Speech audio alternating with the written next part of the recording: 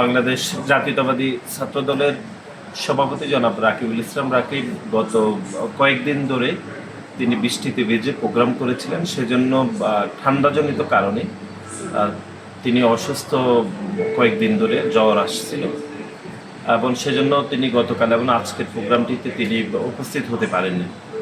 এবং এটিকে সামনে রেখে এক সামাজিক যোগাযোগ মাধ্যমে এক ধরনের প্রোপাগান্ডা তৈরি হয়েছে যে ওনাকে পদ থেকে সরিয়ে দেওয়া হয়েছে। এটি সম্পূর্ণরূপে গুজব এবং একটি মিথ্যা প্রোপাগান্ডা।